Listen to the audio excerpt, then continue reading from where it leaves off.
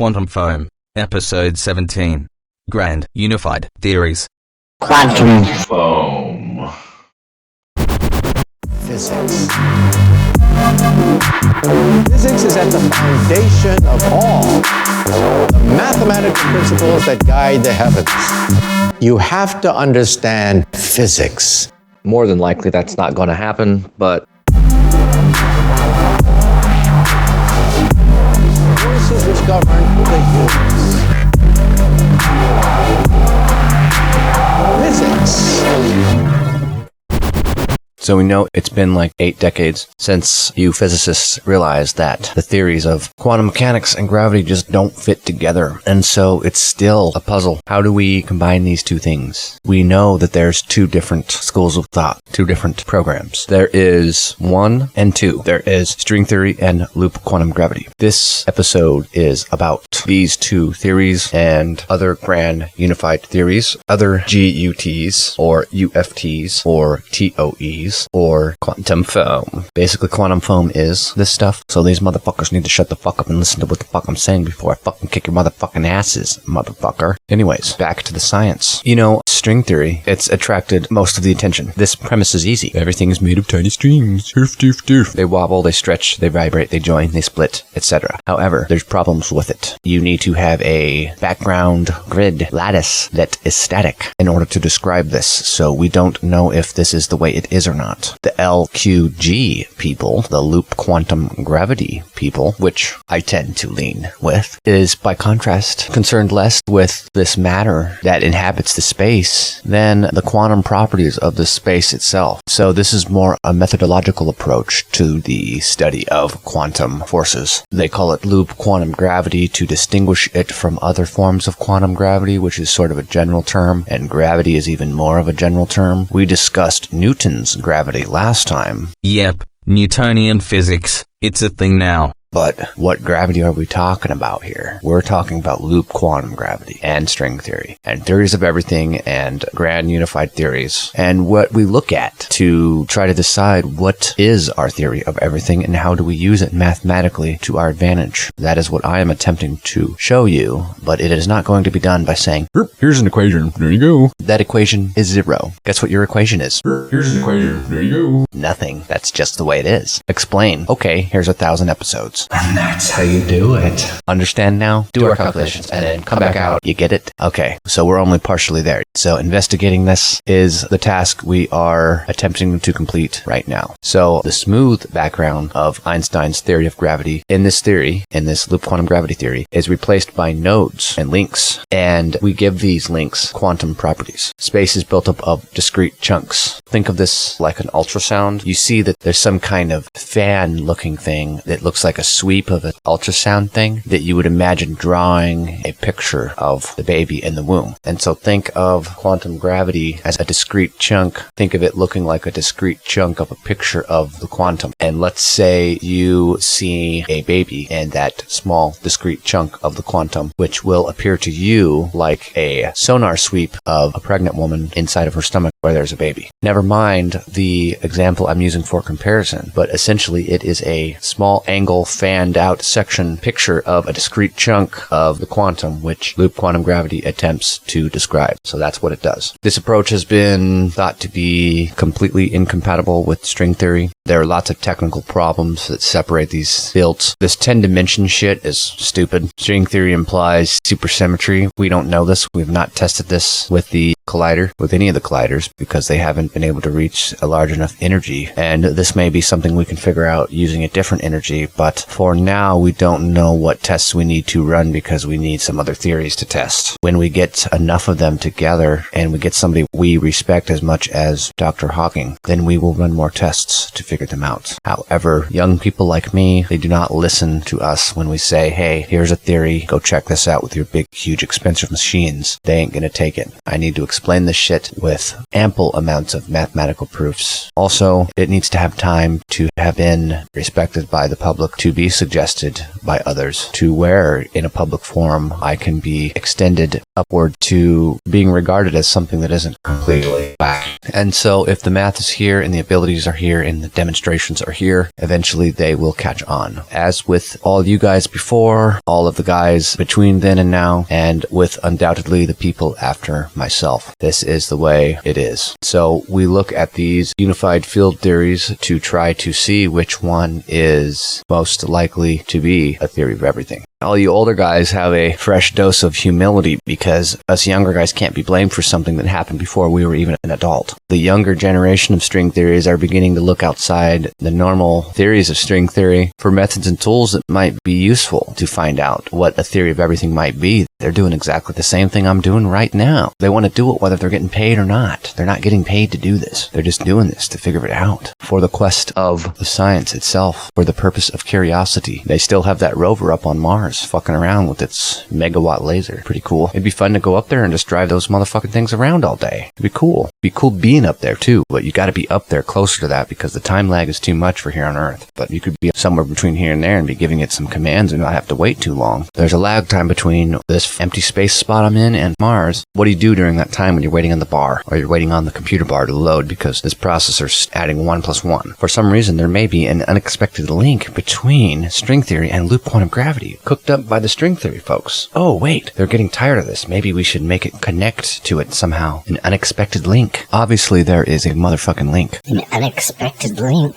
Otherwise, there wouldn't be two parties that speak about the same shit, which is a unified field theory. So there are different determinations that can separate these approaches. This Juan Maldacena guy made a pretty good discovery. It matched up a gravitational theory in a so-called anti-de Sitter space, ADS, space-time with a field theory that's conformal on the boundary of space-time. With this type of designation, it basically says that loop quantum gravity can be described by the better understood field theory. It is the better understood field theory. So the full version of the duality is a conjecture. We are conjecturing. Where are we going to fill this H-wave particle? A particle that becomes a wave that looks like an H. It's a duality. It's a Heisenberg. It's a problem. And the limiting case of this string theory has nothing to do with it. So that much is good. Pretty much it should be shared by any theory of quantum gravity. So this guy saw that it's a pretty good place to start. It's a good contact point to sort of start looking at a different theory. So these are some Princeton guys who are following Einstein. He was chilling around that place 65 years ago. What about Eric Verlinde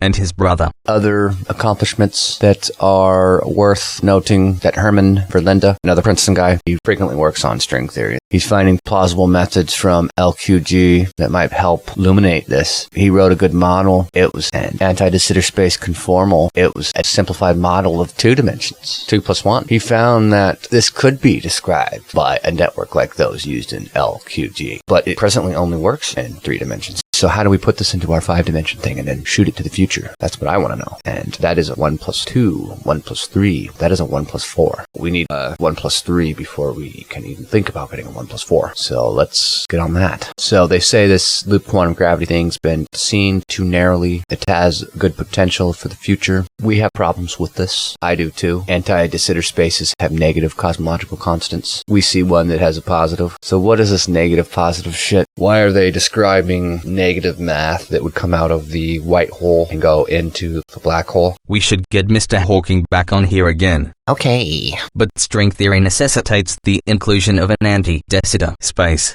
I'm allergic to bullshit. At least be pragmatic. Okay? This motherfucker is pragmatic. We don't just inhabit the mathematical construct that is anti-de Sitter space. It's simply not possible. That number describes the large-scale geometry of our universe. This cosmological constant may not even fucking matter. But one thing that has rejuvenated people like me and others is that if you really know what the fuck you're talking about, then the contributions that Dr. Hawking did were pretty profound. This Hawking radiation, what the fuck is this? We'll do shows on that too. It's where antiparticle constituents are being sucked into the hole and half of them are not. Black holes are mysterious. You're losing half of matter. So what does that mean? Are we losing information to another universe? Should we be able to get readings of other information coming to our universe? Can we see if another universe might be older than we think? If there's a time discrepancy on the age of the universe in one of the areas that shouldn't be this age, we might not know shit like we think we do.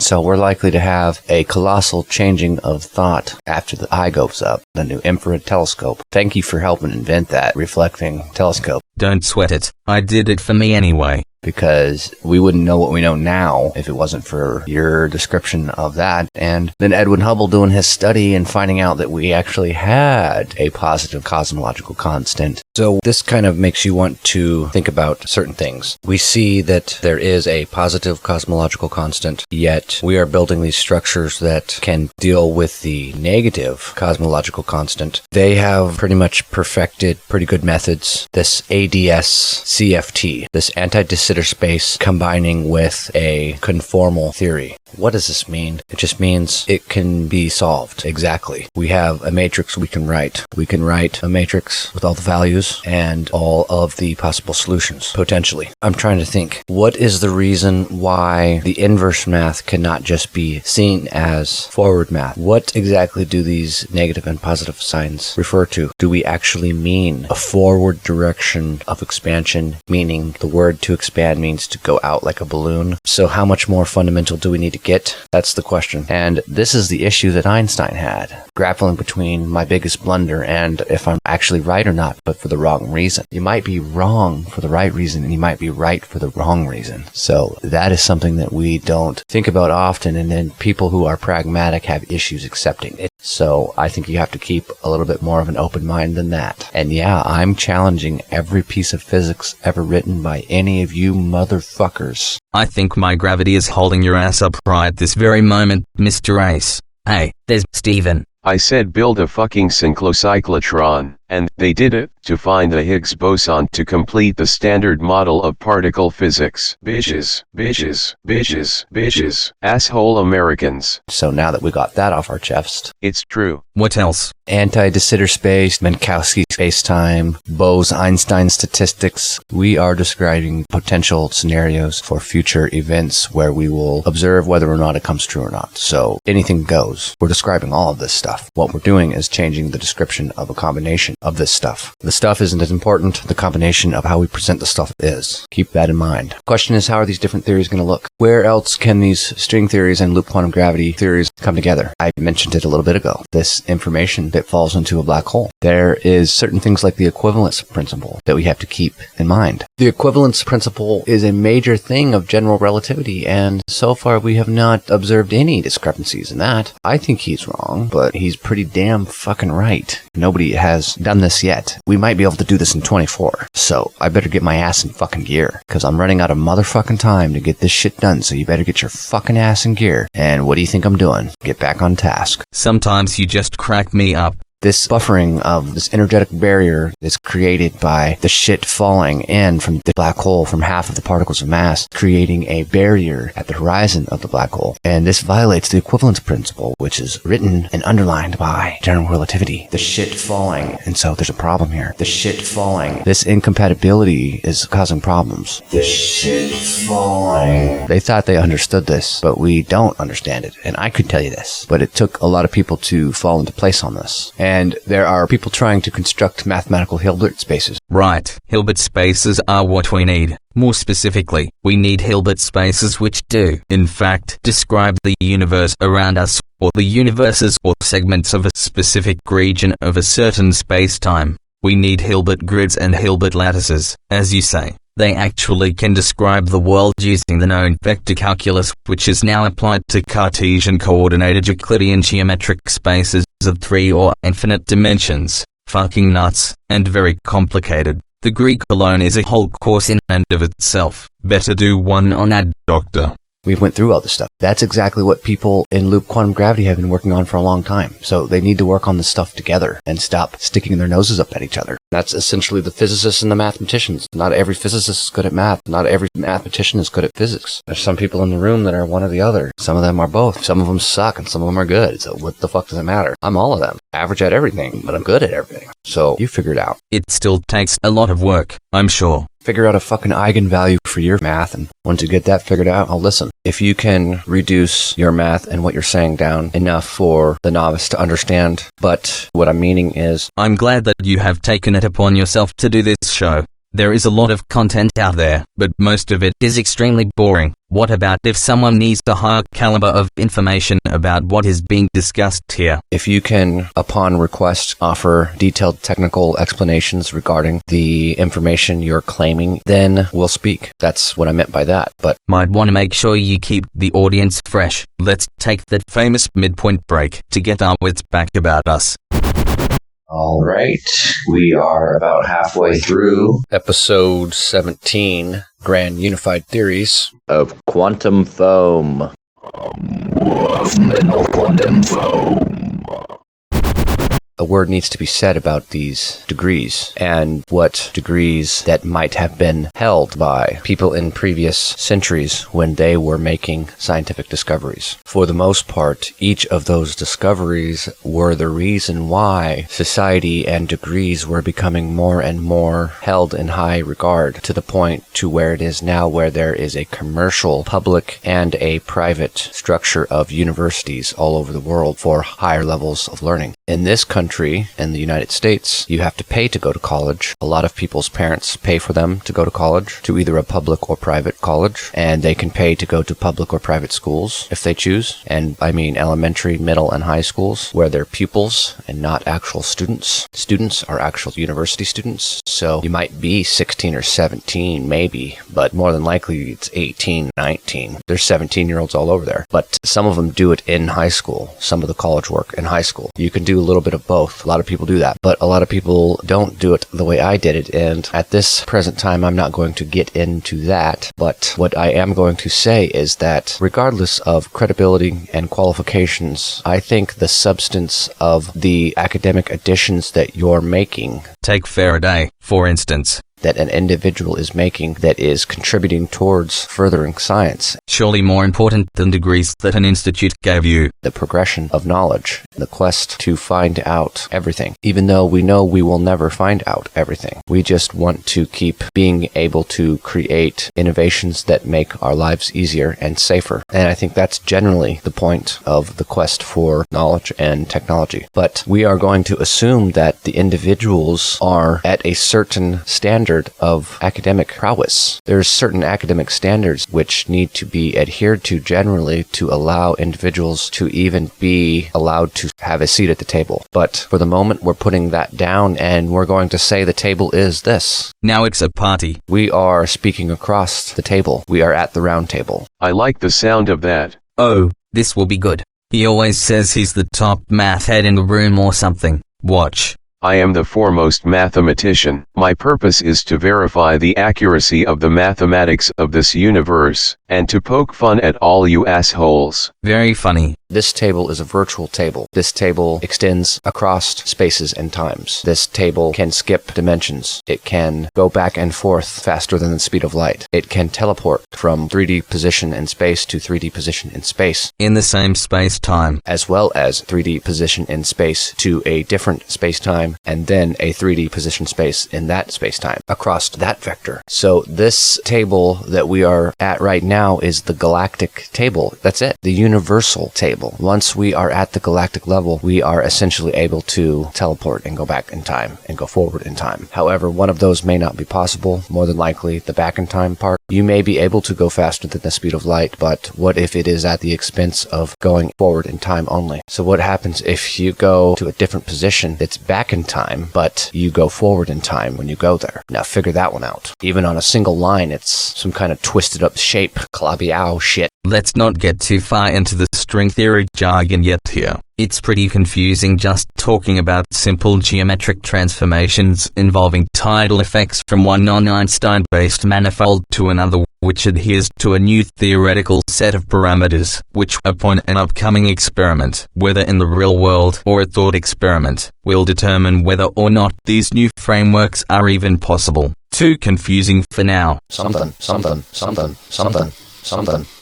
which you can't really explain any other way without some complicated math and some other bullshit that doesn't make sense. Something. Hilbert space. No, that makes sense. But with these attempts at grand unified theories, we need to take into account everything at least once. Every wacky theory, every idea that we've ever learned, every point of the knowledge that we currently know, we have to examine at the depths of singularity. We need to examine every point in our entire space-time down to the point where we can describe the spin of every antiparticle and particle and every bit of everything. Otherwise, there is no teleportation, there is no faster than light speed, there is no getting out of our region of our solar system. We will be stuck in the solar system region forever. Sure, people will be messing around out in the Oort cloud. What's after that? Nothing. It's essentially like a mini interstellar medium, but not. So there's actually stuff out there. The density of space of those vacuums is still almost a complete vacuum. So I'm sure we will be finding out very soon what it's like to have micrometeors go through you, because that shit does suck.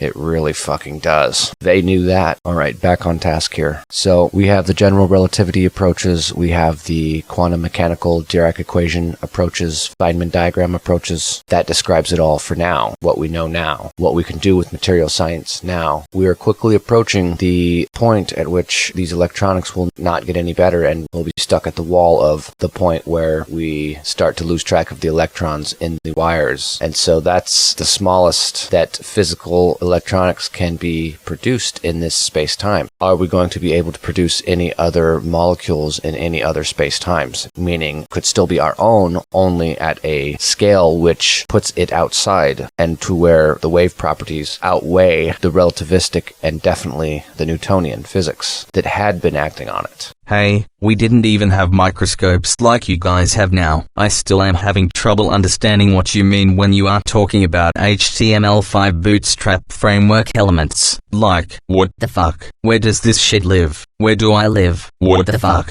Son of a bitch. What the fuck? What the fuck? What the fuck? What the fuck? I hate knowing shit. But anyway, Max Planck, that guy, he was sort of the host for all of the scientists at the beginning of the 1900s. The 20th century. He had derived a way to describe frequencies in a way that works mathematically and made sense logically to the scientists of the day. One of the best universities in the world is named after Max Planck and is primarily located in Germany. But he is important because at the scale of what is called the Planck length, there is wave-particle duality. And there was Louis de Broglie, and Niels Bohr, and Einstein, and others. They began the theory of the quantum, but now we are taking a look at everything once again, 65 years after the death of Mr. Einstein, but you should continue on. So what happens at this point, this H-wave point, where you throw the ball up, that moment where it's stopped. However, because of position and time, it is never stopped. And because of mass, it warps space-time. So you throw both of those together, and what do you get? We're trying to figure it out. I'm pretty close, I think. But I need to build an entire architecture of quantum computers and operating systems, kernels, software stacks, and user interfaces to develop a programming interface to develop programs to test what I need to test in order to make the claims that I want to make and that I am and have been making. So you go figure how hard that is. We can only do so much, and so far this is what I am doing. So there are people who have extended loop quantum gravity to higher dimensions. They've included symmetry,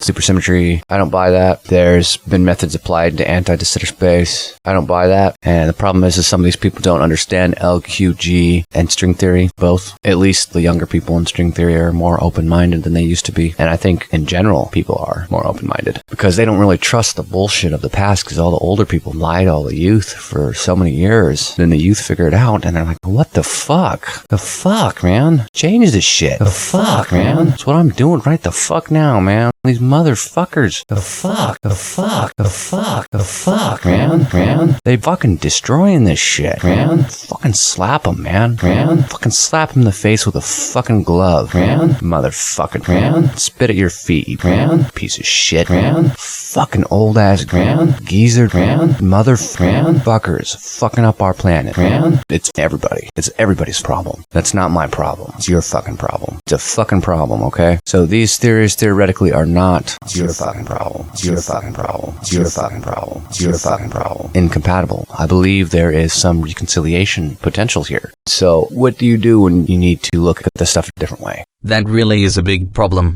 and it does affect everyone a small amount. Look at some of the popular stuff on why these are right or why these are wrong, and there may not be much merit to some of them, but I think there is a little bit, because I also happen to agree that the only game in town might be the only game in town. I don't know about that. That is all fine and dandy, and I do agree with you as well that the only game in town is such a thing. I was satisfied knowing how, but didn't dare ask why and honestly expect to figure out the answer. But we are talking about a theory that is supposed to solve the inherent compatibility issues with quantum mechanics and relativistic tensor mathematics, so there are many things to consider here. I personally worked on my Hawking radiation because of this problem of information loss. It is a big problem. They have this thing called a Planck star. Explain that one a little bit. Alright, so we're going to speak a little bit about what a Planck star is. A Planck star is a hypothetical astronomical object. It hasn't been seen, it's part of this theory. So the important part is paying attention to the energy density of a collapsing star. Due to Planck sizes and distances and times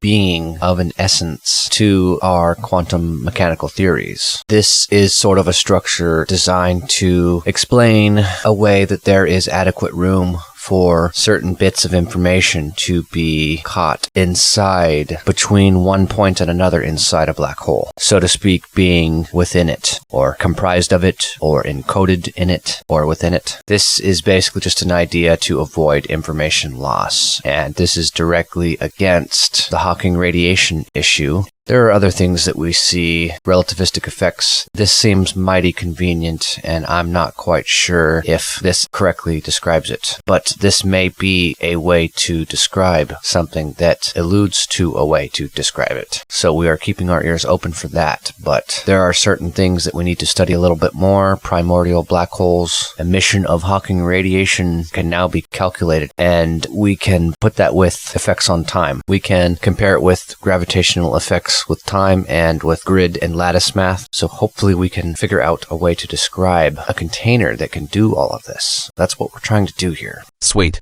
Carlo Rovelli and Francesca Vidotto. This is current stuff within the last decade. There are other things that might be a solution, black hole firewalls and such, but I don't know how we study these. Is there a such thing as a cycle between a black hole to a white hole? What are these white holes, and how do we describe it in terms of general relativity? And so the negative inverse math stuff. So that's what they're proposing, and we might be able to see this at some point. So we need to make our claims and try to figure out what the hell is going on here. But let me get back to this only game in town stuff. Quantum foam. Because it, to me, is not the only game in town. It is a precursor and merely a quite complex methodological step in an approach to explain the theory of everything. And the only real way to do that is to create a new structure that has a set of predefined variables and functions that can be configured to the correct parameters, the theory of everything, the correct initial starting values. Then you can run the computer inquiry, the theory of everything. It will give you a response to the functions, to the questions that you asked. Then, given those responses, they determine whether or not, upon checking the calculations slowly, meticulously, and thoroughly, they determine their accuracy, finding when they are mathematically sound. Then, if the certain properties that we find match what we have been claiming this whole time, we can be sure that we're right. The theory of everything. So these equations need to be reformulated in such a way where they can all interact on a one-to-one scale. The Feynman diagrams need to actually encompass relativistic tensor equations. They need to have the tidal warpature in each point. It needs to be able to be actually described from a less complicated set of wave functions and mechanics, because the math is too hard for anybody to do. because we don't have enough information. So it needs to be done a different way using a different set of information, or at least a different formulated way to use the same information that we are already aware of, with given improvements in accuracy and the updated revision on the numbers and the constants to date. So it might be possible. And that prosody goes to show you that Exhibit A demonstrates the mathematics needed to describe the scenarios you are thinking of right now. So essentially, that is most of what I got here. And that is all we have for episode 17. Grand Unified Theories Of Quantum foam, quantum foam, quantum foam, quantum foam, quantum foam, quantum foam, quantum foam. Quantum foam. The zeroth wave disclaimer. The views and opinions expressed in this podcast are those of the author or authors and do not necessarily reflect the particular views, thoughts, or opinions of Zeroth Wave Productions, any of its sister companies, its parent company, Zeroth Enterprises, or any other entity which had existed, will exist, or which, quote-unquote, presently must exist outside the realm of our current space-time. Quantum Foam is produced by Zeroth Wave Productions.